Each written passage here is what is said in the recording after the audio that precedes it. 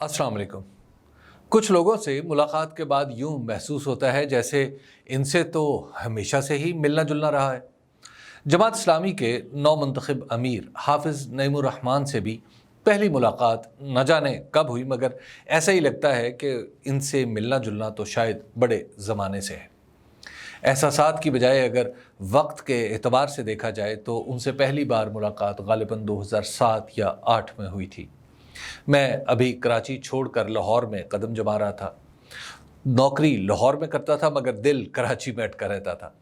उन दिनों कराची आते जाते न जाने कहाँ हाफिज़ साहब से मिलना हुआ और फिर बात पुरतकल्लुफ़ सी दोस्ती की तरफ चल पड़ी। यानी कभी उन पर फ़िक्रा चुस्त कर लिया, कभी उन्होंने, मगर आप जनाब की सूरत भी कायम रही। वो कराची की सियासत में उभर रहे थे। उनकी तेज़ रफ्तारी और खुश गुफ्तारी दोनों ही जमात इस्लामी के रवायती अंदाज से हटके थीं। वो जमात इस्लामी को ज़मीनी सियासी हक़ाइक़ से जोड़ना चाहते थे, मगर जमात अपना इल्मी सियासी अंदाज़ छोड़ने के लिए तैयार नहीं थी। इब्तदा में मुझे लगता था कि शायद हाफिज़ साहब कुछ अरसे बाद जमात इस्लामी के सरगर्म रुकन की बजाय बहस हमदर्द बनकर गोशा नशीनी इख्तियार कर लेंगे, जैसा कि उनसे पहले वाले कई लोग इख्तियार कर चुके थे। मेरा ये ख्याल गलत निकला। हाफिज़ साहब ने जमात इस्लामी के बेलचक ढांचे में ही अपनी जगह बनाने के लिए मेहनत करना शुरू कर दी। मैंने उन्हें कई बार कहा कि आपने अगर सियासत ही करनी है तो उरूज का रास्ता अपनाइए और किसी मुल्क गिर सियासी जमात का हिस्सा बन जाइए। हाफिज़ साहब ने हमेशा हंसकर कहा कि मैं नज़रियाती खला में नहीं रह सकता। मेरा मसला हुसूल इक़्तिदार नहीं, इस्लाह रियासत है। मैं हमेशा उनकी बात सुनकर खामोश हो गया। हर इंसान के पास ये इख्तियार है कि वो जायज़ तरीक़े से दौलत और सरवत के लिए मेहनत करे या इज्तमाई ज़िंदगी में किसी तब्दीली के लिए कोशिश करे। हाफिज़ नईमुर रहमान ने इज्तमाई ज़िंदगी को अपने नज़रियात के मुताबिक ढालने के लिए जमहूरी जद्दोजहद का रास्ता अपना रखा है। इसके लिए ज़ाती तौर पर उन्हें कितनी बड़ी कुर्बानी देना पड़ी, वो इन्हीं का हिस्सा है। एक इंजीनियर होने के नाते वो अपनी तवानाई इसी पेशे में लगा देते तो उनकी बेपनाह तरक्की में कोई शक नहीं था, लेकिन उन्होंने इस पेशे से जुड़ी मुआशी तरक्की को बिल्कुल ही नज़रअंदाज कर दिया। सियासत की इस दुनिया में जहाँ सियासतदान अपना घर भरने के बाद कौम की फ़िक्र करते हैं, वहाँ हाफिज़ साहब ने कुर्बानी का सिलसिला ही अपने घर से शुरू किया। पहले तो ये तय कर लिया कि मकान का मालिक होना ज़रूरी नहीं, किराए पर रहकर भी ज़िंदगी गुजर सकती है। सो आज भी किराए के मकान में ही बसेरा है। दूसरे घरेलू अखराजात के लिए तवील अरसे तक उन्होंने एक निजी इदारे में नौकरी की और यूँ की कि जब भी उनकी तरक्की का वक्त आया तो उन्होंने जमात इस्लामी को तरजीह देते हुए तरक्की पाने से माजरत कर ली।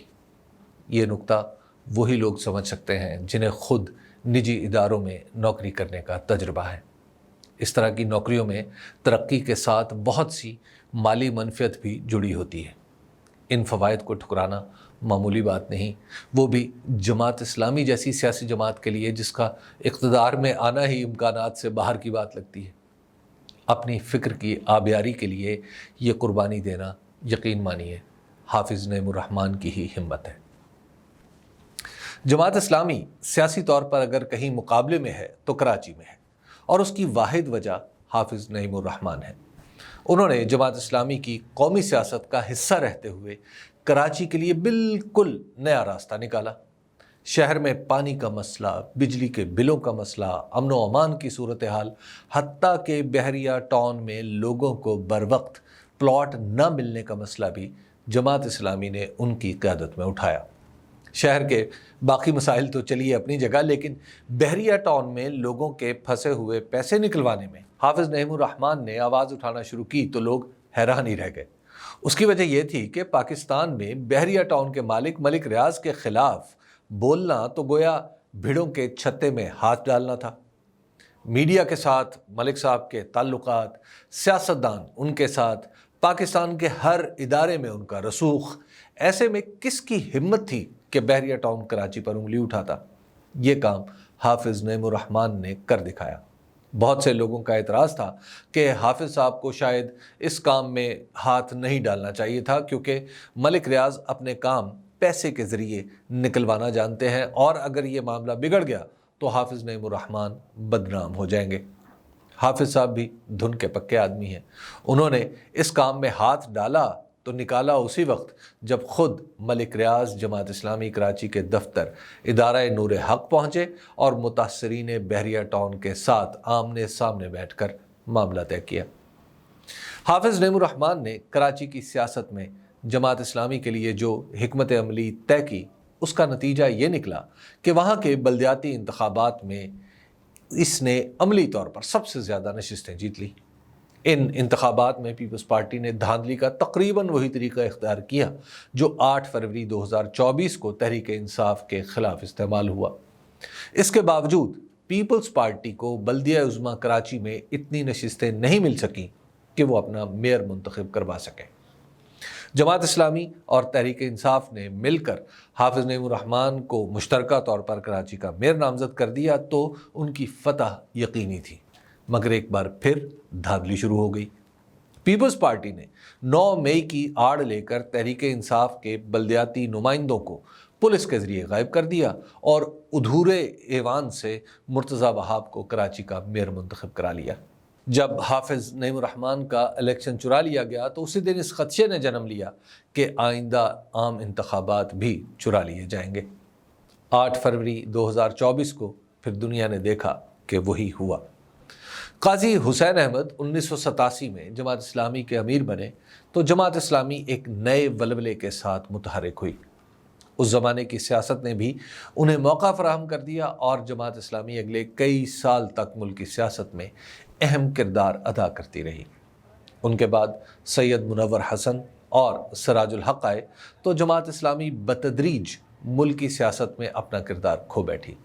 کراچی میں حافظ نعیم الرحمن اور گوادر میں مولانا ہدایت الرحمن نے بالترتیب حق دو کراچی کو اور حق دو گوادر کے نام سے تحریکیں شروع کی۔ ان دونوں جگہوں پر جماعت اسلامی کو پذیرائی بھی ملی اور سیاسی قوت بھی۔ حافظ صاحب نے کراچی میں تحریک انصاف کے ساتھ مل کر سیاست کی اور مولانا ہدایت الرحمن نے گوادر میں دیگر سیاسی جماعتوں کو اپنے ساتھ ملایا۔ اب حافظ نعیم الرحمن جماعت اسلامی کے امیر ہیں۔ ان کے تجربے کی روشنی میں یہ اندازہ لگایا جا سکتا ہے کہ قومی سیاست میں وہ جماعت اسلامی کو کس طرف لے کر جائیں گے۔ وہ بلا وجہ کسی سے الجھیں گے نہیں، لیکن یاد رکھنا چاہیے کہ جب انہیں الجھایا گیا تو وہ خوف کا شکار بھی نہیں ہوں گے۔ انہوں نے کراچی کی سیاست میں متحدہ قومی موومنٹ کی وحشت کا دور دیکھ رکھا ہے، اس لیے انہیں ڈرانا تو ممکن نہیں ہوگا۔ پھر یہ بھی مد نظر رکھنا چاہیے کہ 8 فروری 2024 کے انتخابات میں انہیں سندھ اسمبلی کی سیٹ پر کامیابی کا نوٹیفیکیشن بھی مل گیا تھا، مگر انہوں نے یہ کہہ کر مسترد کر دیا کہ اس پر میں نہیں جیتا، تحریک انصاف جیتی ہے۔ گویا لالچ بھی انہیں اپنا فیصلہ بدلنے پر مجبور نہیں کر سکتی۔ لالچ اور خوف کے بغیر اپنے نظریات پر قائم رہتے ہوئے حافظ نعیم الرحمن نے کراچی میں جماعت اسلامی کو متحرک کر کے ایک غیر معمولی کام کیا تھا۔ اب ان کے سامنے پورے ملک میں جماعت اسلامی کو سیاسی طور پر زندہ کرنا ہے۔ دیکھیے وہ کس حد تک کامیاب ہوتے ہیں، مگر یہ طے ہے کہ حافظ صاحب اپنا گریباں چاک یا دامن یزداں چاک والا معاملہ ہی رکھیں گے۔ شکریہ۔